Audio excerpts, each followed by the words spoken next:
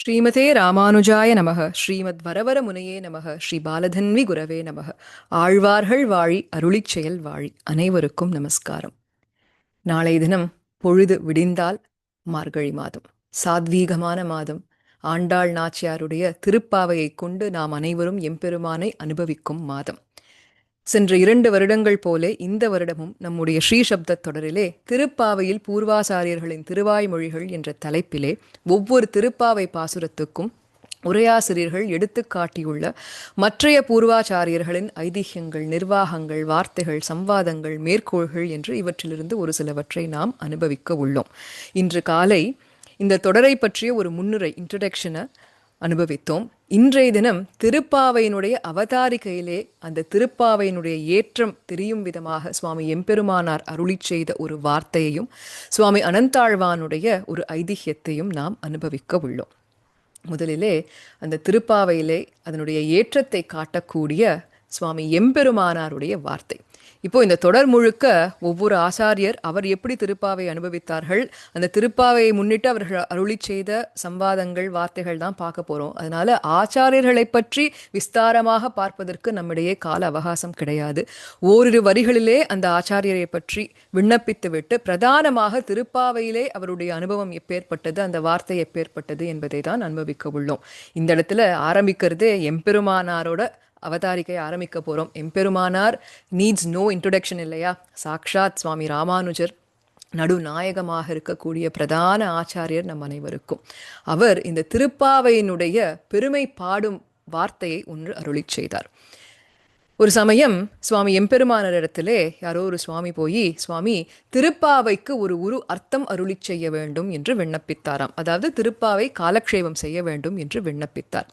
அதற்கு சுவாமி எம்பெருமானார் பதில் அளித்தாராம், திருப்பல்லாண்டுக்கு ஆள் கிடைக்கினும் திருப்பாவைக்கு ஆள் கிடையாது என்று அருளி செய்தாராம். நம் அனைவருக்கும் தெரியும், திருப்பல்லாண்டு சுவாமி பெரியாழ்வாரார் அருளி செய்யப்பட்டது. நம்ம ஆழ்வார்களுக்குள்ளேயே இவரை பெரிய ஆழ்வார்னு ஏன் அழைக்கிறோன்னு கேட்டாக்க, பொங்கும் பரிவாலே சர்வேஸ்வரனான எம்பெருமானுக்கே என்ன நேர்ந்து விடுமோ என்று வயிறு பிடித்து மங்களாசாசனம் செய்து திருப்பல்லாண்டு பாடியவர். அப்போ உயர்ந்த கிரந்தம். அதனால தானே மணவாள மாமுனிகளும் உண்டோ திருப்பல்லாண்டுக்கு ஒப்பதோர் கலைதான் உண்டோ பெரியாழ்வாருக்கு ஒப்புருவர் என்று அருளி செய்தார். அப்போ அவ்வளோ உயர்ந்த கிரந்தம் திருப்பல்லாண்டு. திருப்பல்லாண்டுலே சுவாமி பெரியாழ்வார் என்ன காண்பிக்கிறார் நமக்குன்னா, கூழாட்பட்டு நின்றீர்களை எங்கள் குழுவினில் புகுதலொட்டோம்னுட்டார். ஏன் அதற்கு ஆள் கிடைக்கிறது கஷ்டங்கிறதுக்கு. ஏன்னா கூழாட்பட்டு நின்றீர்கள் அப்படின்னாக்க சோற்றுக்காக ஆசைப்பட்டு பிறரிடத்திலே அடிமைப்பட்டு இருக்கக்கூடியவர்கள், இவர்களை எங்கள் கோஷ்டியிலே சேர்த்துக்க மாட்டோங்கிறார். இது எதற்கு உதாரணம் அப்படின்னாக்க ஐஸ்வர்யார்த்திகளா சொல்றாரு. இங்க சோற்றுங்கிறது ஒரு உபமானம் தான். சோற்றுக்கு, பணக்காசுக்கு, தேவையில்லாத அந்த மெட்டீரியலிஸ்டிக் நீட்ஸ் அண்ட் வாண்ட்ஸ்னு சொல்றோம் இல்லையா, அதுக்கெல்லாம் ஆசைப்பட்டு பிறரிடத்திலே போய் அடிமை செய்யக்கூடியவர்கள். அடிமைனா இந்த ஜீவாத்மா யாருக்கு அடிமைப்பட்டது? சாக்ஷாத் எம்பெருமான் ஒருவனுக்கே அடிமைப்பட்டது. அதுதானே உண்மையான ஸ்வரூபம். அதை விட்டுட்டு இப்படி எதற்காகவோ அடிமைப்பட்டு ஐஸ்வர்யம் பின்னாடி போகக்கூடிய ஐஸ்வர்யார்த்திகள் எங்கள் குழுவினில் புகுதலொட்டோம், சேர்த்துக்கொள்ள மாட்டோம் என்றார். அதற்கு மேலாக வரம்பொழி வந்தொல்லை கூடுமின் என்றார். சீக்கிரம் வாங்கோ, ஒல்லை கூடுமின், சீக்கிரம் வாங்கோ. எப்பேற்பட்டவர்கள் எதை செய்து கொண்டு வர வேண்டும்? வரம்பை ஒழித்து வர வேண்டும். என்ன வரம்பு? ஆத்மானுபவம் மாத்திரம் செய்வோம். ஆத்மாவையே அனுபவித்துக் கொண்டு இருக்கோம்னு சொல்றோம் இல்லையா, ஆத்மானுபவம் மட்டும் செய்வோம் என்று இருக்கக்கூடிய கைவல்ய ஆர்த்திகளே உங்கள் வரம்பை ஒழித்து கொண்டு வந்து சேருங்கள் என்றார். இப்போ இந்த கைவல்ய ஆர்த்திகள் எப்படின்னாக்க, இந்த ஐஸ்வர்யார்த்திகள் கூட ஏதோ ஒரு காலத்துல திருந்தி எம்பெருமான இடத்துல சென்று அவனுக்கு வைகுண்டத்திலே கைங்கரியம் செய்வதற்கு பிராப்தி உண்டு. ஆனால் கைவல்யார்த்திகளுக்கு ஆத்மாவே அனுபவிச்சுட்டு இருப்போம்னு சொல்றா இல்லையா, இவர்கள் எல்லாம் டெட் எண்ட் மாதிரி, வேற வழியே கிடையாது. அதனாலதான் அந்த வரம்பை ஒழித்து கொண்டு வந்து சேருங்க அப்படிங்கிறார். அப்போ முதல்ல என்ன சொல்லிடுறார்? ஐஸ்வர்யார்த்திகள் கைவல்யார்த்திகளை தள்ளி வைத்து விட்டார். நீங்க அதெல்லாம் வேண்டாம், எனக்கு ஐஸ்வர்யம் வேண்டாம், கைவல்யம் வேண்டாம் என்று அதை தள்ளி வைத்து விட்டு, எம்பெருமான் ஒருவனே வேண்டும், அவனுடைய குணத்தையே நான் அனுபவிப்பேன், அவன் ஒருவனுக்கே அடிமைப்பட்டிருப்பேன் என்று வந்தால் சேர்த்துக்கொள்வோம். அப்போ எம்பெருமானிடத்தில் பக்தி பிரேமம் மிகுந்தவர்கள்தான் அதிகாரிகள் என்றபடி விண்ணப்பித்தார் திருப்பல்லாண்டிலே இல்லையா. அப்போ அந்த திருப்பல்லாண்டுக்கு இப்போ பார்க்கும்போதே தெரியுது, இவ்வளோ கண்டிஷன்ஸையும் தாண்டி திருப்பல்லாண்டுக்கு ஆள் கிடைப்பதே ரொம்ப கஷ்டம். அப்படி இருக்கும் பொழுது திருப்பாவை எப்பேற்பட்டதுன்னா, திருப்பல்லாண்டையும் தாண்டி ஒருபடி மேல இருக்கக்கூடியதான். ஏன் திருப்பல்லாண்டு பகவத் அனுபவத்தை காட்டக்கூடியது. பகவத் பக்தி மட்டும் அல்ல, பாகவதர்களுடன் கூடி இருந்து குளிர்ந்து செய்யும் பாகவத பக்தியும் வேண்டும் திருப்பாவைக்கு. திருப்பாவையிலே 6வது பாசுரம் தொடங்கி 15வது பாசுரம் வரை ஒவ்வொரு தோழியா எழுப்புறா. ஒவ்வொரு தோழியும் ஒவ்வொரு விதமான பாகவதர்களுக்கு பிரதிநிதியாக தானே இருக்கா. அப்போ பாகவதர்களுடன் கூடி இருந்துதான் குளிர வேண்டும்னு ஆசைப்பட்டாள் ஆண்டாள் நாச்சியார். அதனால்தான் பகவத் பிரேமம் மிகுந்தோர் கிடைத்தாலும் கிடைப்பார்கள், பாகவத பிரேமம் கிடைப்பது மிகவும் அரிது என்று இதை மனதில் வைத்துத்தான் திருப்பல்லாண்டுக்கு ஆள் கிடைத்தாலும் கிடைப்பார்கள், திருப்பாவைக்கு கிடைப்பது அரிது என்றார். இன்னொரு அர்த்தம் என்னன்னு கேட்டா, திருப்பாவைய யார் சேவிக்கலாம், யார் சொல்லலாம், யார் கேட்கலாம் என்றால், முதல்ல மோவாய் எழுந்த, மோவாய்னாக்க இந்த தாடி மீசெல்லாம் முளைச்சிருக்கக்கூடிய ஆண்கள் தகுதி படைத்தவர்கள் அல்லர் என்றுட்டார். ஆண்கள் சொல்லறதுக்கும் தகுதி இல்லை, கேட்பதற்கும் தகுதி இல்லை அப்படின்னுட்டார்.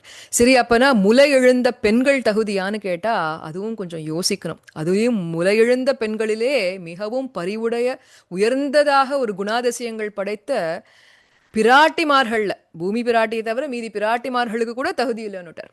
அப்ப யாருக்கு தான் தகுதி உண்டுன்னு கேட்டா, 5 குடிக்கும் ஒரு சந்ததியாக ஆழ்வார்கள் அனைவருக்கும் சாரபூதையாக இருக்கக்கூடிய ஆண்டாள் தானே சொல்லி தானே கேட்க வேண்டுமாம் திருப்பாவை. அப்பேற்பட்ட உயர்ந்த கிரந்தம், உயர்ந்த பிராட்டியால் அருளி செய்யப்பட்டது.